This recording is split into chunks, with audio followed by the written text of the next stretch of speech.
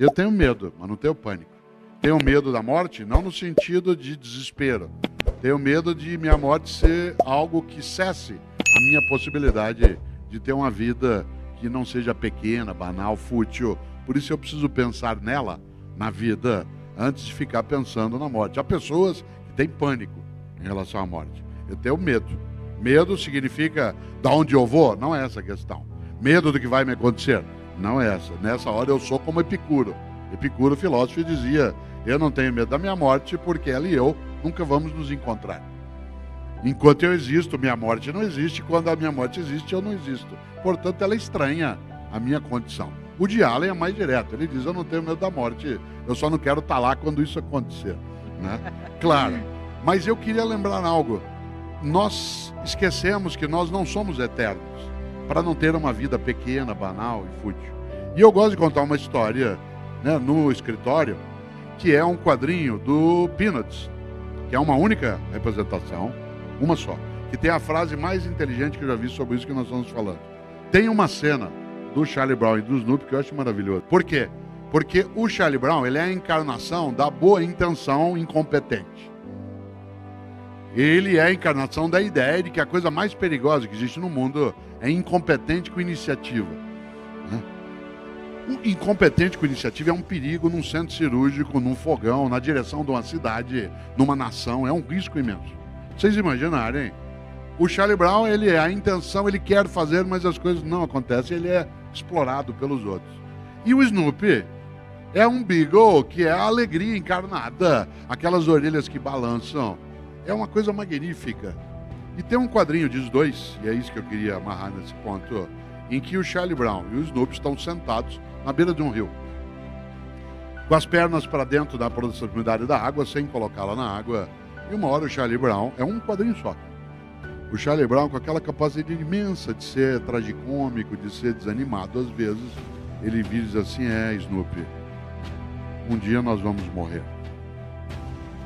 E o Snoopy responde: mas todos os outros dias não. Olha que coisa inteligente. Um dia nós vamos morrer, mas todos os outros dias não.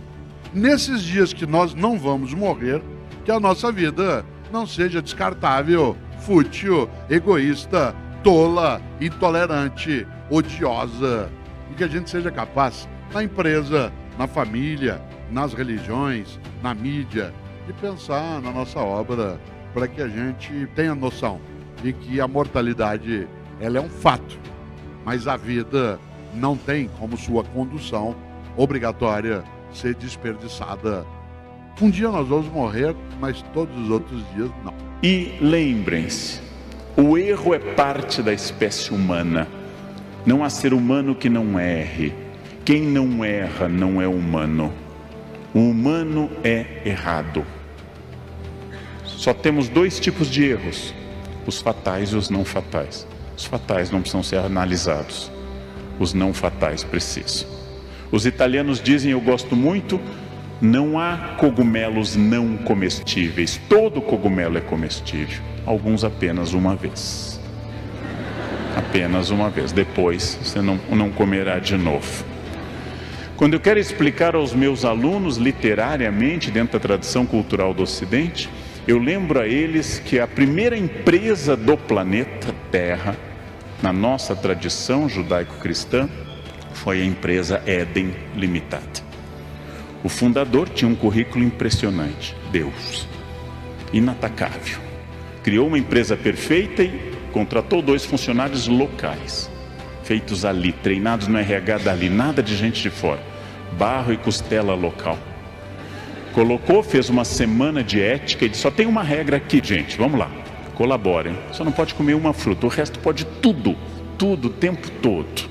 É a família perfeita, Adam, em hebraico homem, a família perfeita, Eva, a companheira, não tem sogra, não tem nora, não tem genro, não tem cunhado, não tem horário, não tem roupa, inocência total, o dia inteiro felizes num local perfeito entre rios. Só uma regra. Nosso mundo é cheio de regras. Só tinha uma regra. O dono se afastou, foram direto infringir a regra. fundada a sociedade humana. Enquanto Adão e Eva estavam inocentes, não havia tempo, não havia velhice. No momento que eles pecaram e envelheceram e conheceram a doença, a morte e a dor, começa a história. Expulsos por justa causa, vão para a terra, começam a plantar, têm filhos. Adão e Eva geram Caim e Abel. Caim matou Abel, como vocês sabem. Primeira família humana, resultado, 4 pessoas, os mais próximos de Deus, os mais longevos. Adão viveu 930 anos.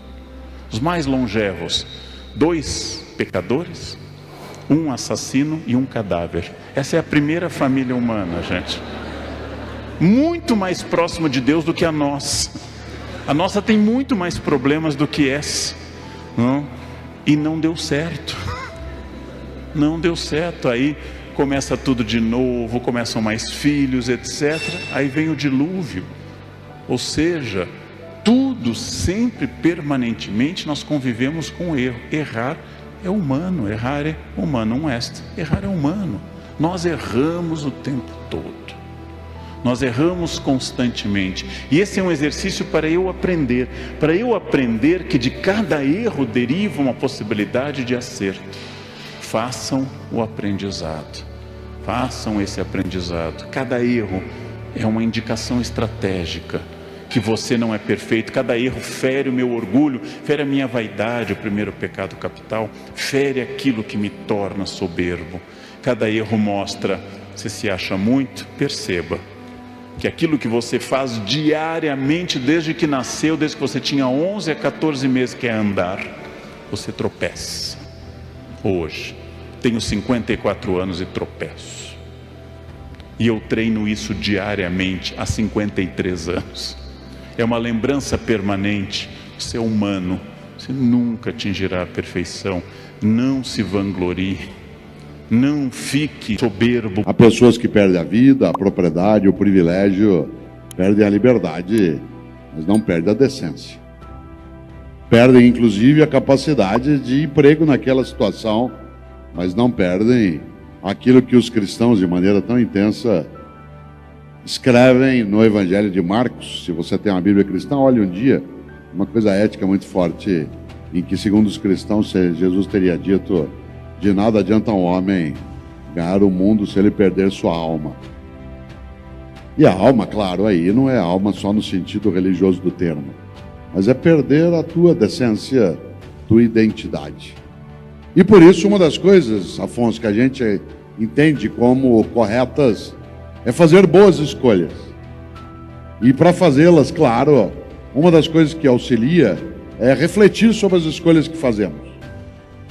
Nesta hora, a literatura nos ajuda bastante. Você tem muitas obras que são absolutamente inspiradoras para fazer pensar sobre nossas escolhas. Ou se você olha Irmãos Karamazov, por exemplo, né, quando a clássica frase, se Deus não existe, então tudo é permitido, isto é, que vínculo existe entre religião e valores éticos? Alguns diriam, tá vendo? O mundo está assim porque falta religião. Cautela, depende do tipo de religião e que tipo de caminho religioso se segue. Há momentos na história humana em que foi exatamente a religião que foi causadora de malefício. Portanto, não é algo tão automático. Como diz Guimarães Rosa, não convém fazer escândalo de começo. Só aos poucos que o escuro é claro. E no campo da ética, só aos poucos que o escuro é claro. Nós vivemos dilemas. Eu citei agora o Evangelho de Marcos, dos cristãos. Vocês sabem que os cristãos têm um grande pensador, aliás, um grande teólogo, que, como sabem, o cristianismo é uma religião sem teoria. Ele nasce sem teologia. O cristianismo é uma religião de prática que nasce sem teologia, isto é, sem um corpo teórico. O primeiro a construir um corpo teórico entre os cristãos será Paulo, um judeu chamado Saul, que depois vai ser chamado de Paulo. Paulo, sim, um homem que tem formação letrada, vai construir uma teologia para aquela prática de Jesus e seus seguidores. E ele a faz, essa teologia, por intermédio de cartas éticas. Cartas, epístolas. Se você já leu alguma vez uma delas, cada uma é uma carta sobre ética a determinada comunidade. Aos cristãos da comunidade de Corinto, ou de Roma, ou de Tessalônia, ou de Éfeso, todas têm conteúdo ético. Todas, sem exceção. Aquela que eu mais gosto. Paulo escreveu 2 cartas ao povo de Corinto, e a que eu mais gosto, o perdão da palavra, a primeira carta aos Coríntios. Na primeira carta de Paulo aos Coríntios, há algo que é fortíssimo nisso que você chama de dilema. Paulo escreve isso no capítulo 6, versículo 12. Aliás, só uma curiosidade, como eu também sou da área de ciências da religião, uma coisa que algumas pessoas às vezes não sabem é que as cartas de Paulo, elas foram escritas antes dos evangelhos. Embora na distribuição do texto, no livro, as cartas venham depois dos evangelhos, historicamente elas são anteriores aos evangelhos. Alguns dos evangelhos foram escritos 50, 60 anos depois das cartas de Paulo. Isso significa que são as cartas que influenciam parte do conteúdo, eles influenciam parte do conteúdo dos evangelhos, inclusive na construção do evangelho de João, naquilo que traz um pouco mais de filosofia, para usar um termo mais comum. Pois bem, no capítulo 6, versículo 12, da primeira carta de Paulo aos Coríntios, há uma frase que tem a ver com um dilema, em que Paulo diz: tudo me é lícito, mas nem tudo me convém. Tudo me é lícito, mas nem tudo me convém. Isto é, eu posso fazer qualquer coisa, porque eu sou livre, mas eu não devo fazer qualquer coisa. O que é que eu não devo fazer? O que torna imunda a minha vida, o que mancha a minha trajetória, o que desonra a minha família, o que agride a minha comunidade. Tudo me é lícito, mas nem tudo me convém. Agora, nós não somos imunes à fratura ética. Um outro animal até teria essa possibilidade. Nós, humanos, não. Nós somos livres. Aliás, para fazer o benefício e o malefício. E eu diria algo que eu acho que vale para nós. Pena de quem não tem dilemas. Que talvez é porque não reflita. No mundo de mudança e velocidade, já imaginou você ficar prisioneiro do mesmo? E ali tinha uma comunidade no Orkut, chamada Eu Tenho Medo do Mesmo. Sabe no que ela era inspirada? Naquela plaquinha que fica em alguns elevadores que diz, antes de entrar no elevador, verifique se o mesmo encontra-se ali parado. Já imaginou, você abre a porta do elevador e o mesmo está lá dentro te esperando, pronto para te pegar. Aliás, tem gente que tinha que ter uma plaquinha dessa na cabeça. Antes de entrar, verifique se o mesmo encontra-se ali parado. Parado. Atenção, superar, inovar, transformar. A sorte segue a coragem. Esse subtítulo é o nome de um livro meu que saiu esse ano, A Sorte Segue a Coragem, que trata exatamente desse tema. Ele dá sequência a 2 outros mais antigos meus, um chamado Qual é a Tua Obra e o outro chamado Por que Fazemos o que Fazemos. Pois bem, no livro A Sorte Segue a Coragem eu lembro uma coisa. O que é sorte? No mundo de mudança e velocidade. Sorte não é só a ocasião favorável. Sorte é a circunstância. Sorte é uma ocasião, uma oportunidade que você, sem dúvida, só aproveitará se tiver coragem. Por exemplo, será que pode acontecer coisa na tua vida que favorece se você estiver atenta ou atento? É lógico. Se você estiver desatento, não adianta o cavalo passar arriado. E coragem não é uma disposição eufórica, que é assim, vamos que vamos. Claro que não. A coragem tem que ser preparada. Atenção no que eu vou dizer. Coragem não é ausência de medo. Coragem é a capacidade de enfrentar o medo. Gente que diz que não tem medo não é corajosa, ela é inconsequente. Antes de eu sentar, eu olhei para ver se a poltrona estava aqui. Mas você diz, Cortella, para quê? Ela estava aqui agora há pouco, mas num palco que mexe. Coragem não é ausência de medo, é a capacidade de enfrentar o medo. Eu, Cortella, estou usando muleta há um tempo e eu preciso aprender a fazê-lo com medo de cair. Quem aqui é cadeirante sabe que você precisa de coragem para aprender a fazer alguns movimentos, a praticar algum esporte, porque a gente tem medo. Não confunda medo com pânico. Pânico é incapacidade de ação, medo é estado de alerta. E coragem é a capacidade de enfrentar o medo. Por exemplo, eu criei meus filhos e ajudo com os meus netos, não deixando que eles deixem de ter medo, mas fazendo com que eles possam ter coragem. Você vai atravessar uma rua, a criança tem que ter medo de ser atropelada, mas tem que ter coragem para se preparar, olhar para lá e para cá e passar. Você tem medo de se afogar numa lagoa aqui perto ou num rio, ainda bem, mas tenha a coragem de aprender a nadar e fazê-lo. Por exemplo, tem gente aqui que tem medo de avião, isto é, todo mundo que for inteligente. Osíris Silva, grande engenheiro, nascido em Bauru, um dos homens que ajudou a criar a Embraer, ele tem uma frase que é verdadeira. Ele diz: há dois tipos de passageiros, os que dizem que tem medo de avião e os mentirosos. Eu viajo de avião quase todo dia. Amanhã cedo, Pedro e eu vamos pegar o avião para São Paulo. Primeira coisa que eu faço quando eu entro no avião, se o piloto estiver na porta, é falar: o senhor tem medo de avião? Se ele falar que tem, eu faço um voo sossegado. Porque se ele tem medo, o que ele faz? Se prepara, organiza, estrutura e vai. Se ele falar assim: o senhor tem medo de avião? Imagina, eu faço isso há 20 anos, eu entro em pânico. Eu falo: e se tiver uma tempestade? Na hora a gente vê o que faz. Há 1 mês e meio, o Pedro e eu estávamos indo para o Rio para gravar. Quando nós fomos pousar no Rio de Janeiro, o Pedro se lembra disso. Estava belíssima aquela manhã no Rio. Quando ele foi pousar, ele arremeteu. Que não é uma sensação agradável, mas ela é necessária. Ele arremeteu. Por que o piloto arremeteu? Claro que ele não deu a explicação no momento que arremeteu, porque ele estava preocupado em estabilizar a aeronave. Mas assim que ele estabilizou, ele disse: bom, arremetemos porque a visão ficou prejudicada e para evitar algum problema, eu preferi arremeter. Que alegria que deu daquele piloto, que em vez de dizer: vamos ver o que dá. Quem sabe a gente tem sorte. A sorte segue a coragem, mas repito, a coragem não é só uma disposição eufórica, você precisa prepará-la. Tanto faz se você tem religião ou não, essa é uma decisão tua. Essa é uma coisa que você escolhe ter ou não ter. Mas nós não podemos deixar de prestar atenção em algumas coisas que certas religiões anunciam e servem para nós meditarmos. Por exemplo, as três religiões que são baseadas num livro como fonte direta de inspiração, que é o judaísmo, o cristianismo e o islamismo, essas três grandes religiões têm uma ideia que é terrível. Ela é terrível não porque é religião, mas porque ela nos leva a pensar. Essas três grandes religiões falam que no dia que nós nos formos, no dia que você se for, no dia que você transitar em julgado, haverá um juízo final. O que me assusta na ideia de juízo final não é ser final, é ser juízo. Dizem as religiões que no dia que você se for, a divindade vai te chamar num canto e falar: vem aqui para um particular. E aí, na tua vida, por que é que fez o que fez? E por que que não fez o que não fez?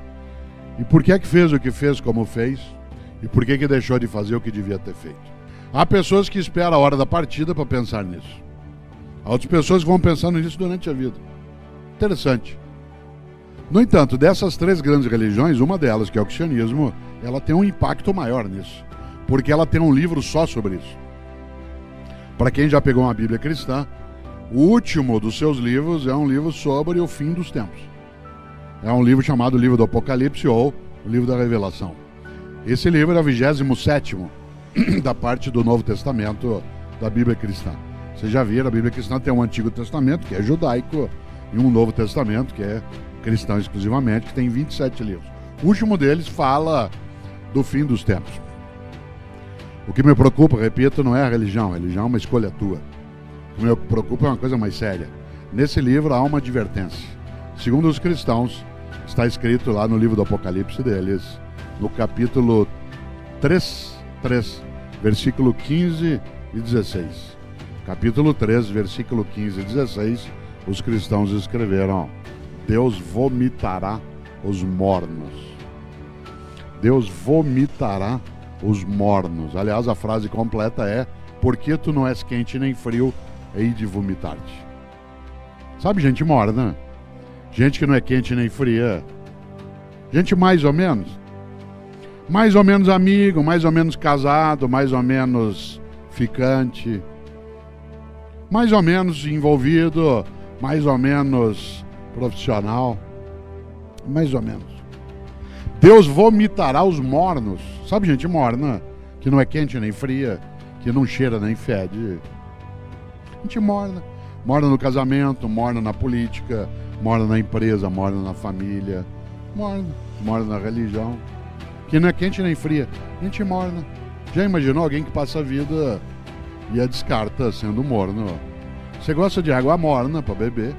Água morna para beber dá ânsia de vômito. Cerveja morna. Refrigerante morno. comida morna, mate morno, café morno. Às vezes eu chego num lugar como aqui e a pessoa diz, não, toma um café. Eu falo, não, obrigado, não, foi feito na hora. Isso aí, na hora que a mulher levantou às 4 da manhã. Gente morna. Você gosta do morno? O morno é um perigo, não é quente nem frio. Ele é algo que não tem ali a sua identidade, é medíocre. Tá no meio, não é nem isso nem aquilo. Olha só. Você conhece gente morna? Morna na amizade. A pessoa vai apertar a tua mão na hora que vai te cumprimentar, aperta só a pontinha do teu dedo. Você fica aquela minhoca desmilinguida na mão. Na hora de te abraça meio de lado, parece que tá com nojo. A pessoa que faz uma coisa incrível, ela economiza afeto. Esquecendo que afeto e conhecimento é uma coisa que você guardar, você perde. Afeto e conhecimento, guardou, perdeu. A única maneira de ter afeto e conhecimento é repartir. Morna no casamento. E aí, como é que tá o casamento? Tá ruim com ele, pior sem ele. Morna na política. E aí, como é que tá a discussão sobre o Brasil? Ah, não me meto nessas coisas, não quero saber. Morna na religião. Eu conheço gente, por exemplo, que ele vai a um culto, a uma missa, e ele escolhe o horário da missa pelo tamanho rápido que ela tenha. Ah, vou à missa das 10 que o padre faz uma missa rapidinho. Então vai pra quê? Ou você acha que teu Deus é tonto? Você chama ele todo poderoso, ele não sabe que você escolheu uma missa curta. É um Deus palerma. Deus vomitará os mornos. Portanto, cautela. No mundo de mudança e velocidade, é necessário que a gente seja capaz de afastar a mornidade. A mornidade que faz com que a nossa carreira, o nosso negócio, a nossa produtividade, que ela se reduza a algo que é morno. Algumas pessoas aqui com mais idade como eu, quando chegava dezembro, era a época de a gente levar para o pai em casa ou para a mãe o boletim da escola, que era impresso, para ele ver a nota e assinar de volta. Aí o pai pegava, olhava e falava assim, puxa, mas 6 em história, 5,5 em matemática, 5 em português. Ah, pai, deu para passar. Cuidado, isso é mediocridade. Uma coisa interessante é que algumas pessoas elas justificam o modo como tem dificuldade no seu cotidiano, achando que a dificuldade ela é algo imbatível. Já imaginou? Tem uma frase antiga dos romanos que eu gosto muito de lembrar. Os romanos diziam, o impossível não é um fato, ele é apenas uma opinião. O impossível não é um fato, ele é apenas uma opinião.